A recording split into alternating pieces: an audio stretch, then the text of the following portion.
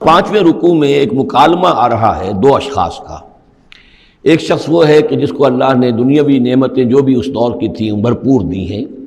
مادی وسائل بھرپور دے رکھے ہیں، اور وہ اس قدر اس کا معاملہ ٹھیک چل رہا ہے کہ ہوتے ہوتے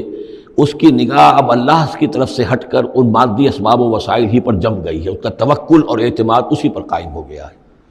ایک دوسرا شخص ہے دنیاوی اعتبار سے مرفع الحال نہیں ہے، اس کے پاس دولت نہیں ہے، دنیاوی چیزیں نہیں ہیں، لیکن وہ اللہ تعالیٰ کی معرفت اسے حاصل ہے۔ تو کہا اس نے اپنے ساتھی سے، ان سے وہ گفتگو کر رہے تھے آپس میں تم سے کہیں بڑھ کر ہوں مال میں اور نفری میں۔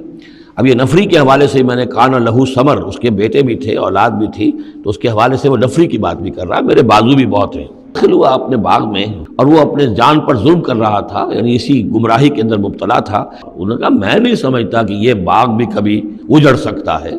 کیا مجھے دھمکا رہے ہو کہ اللہ تعالیٰ جو ہے کہیں تم میری یہ دولت سلب نہ کر لے؟ دیکھو میں نے کھجوریں کس حساب سے یہاں پر لگائی ہیں کہ کوئی اگر آئے بھی،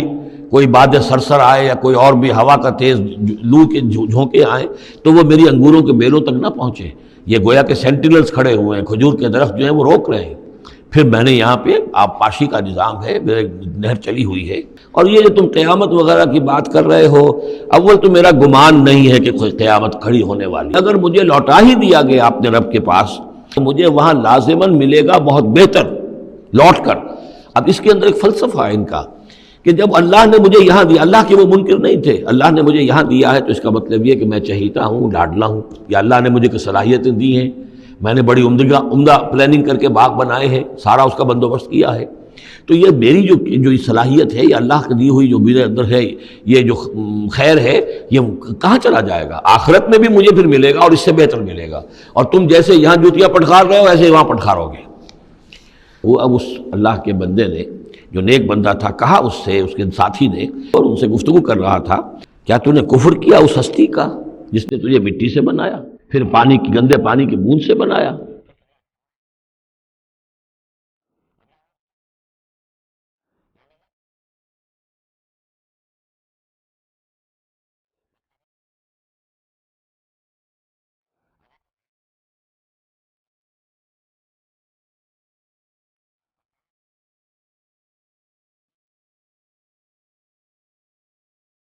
کہ بندے جب تو اپنے باغ میں داخل ہوا تو نے باغ دیکھا،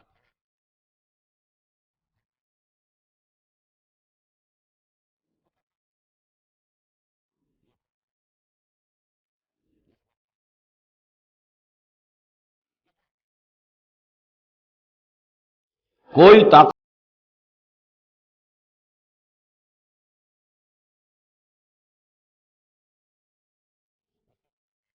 تم دیکھ رہے ہو کہ میں تم سے کم ہوں مال میں بھی اور اولاد میں بھی، تو مجھے تو اپنے رب کے بارے میں یہ یقین ہے کہ وہ جب چاہے مجھے تیرے باغ سے بہتر باغ دے سکتا ہے، اور تیرے باغ کے اوپر وہ کوئی اوپر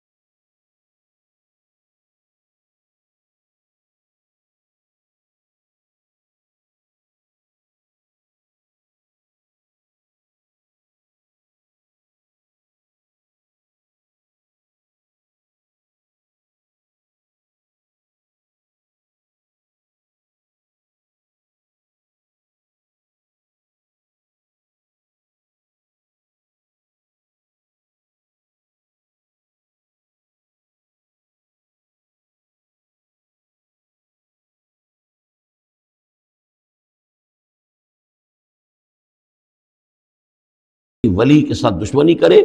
پھر میری طرف سے اس کے خلاف اعلان جنگ ہے، اس کا سارا ثمر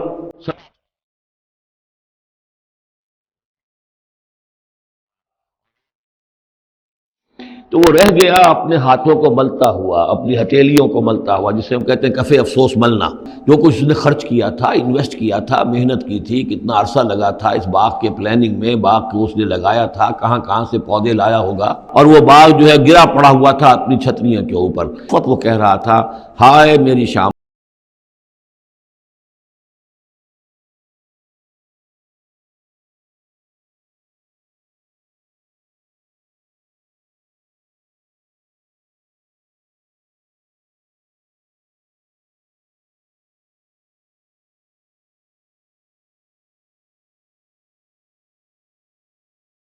کی فوج ہوتی جو اس کی مدد کرتی من دون اللہ، اللہ کے مقابلے میں، اور نہ ہی وہ اس قابل تھا کہ کسی سے انتقام لے۔ کس سے انتقام لے؟ سارا فیصلہ تو اللہ کی طرف سے ہوا ہے۔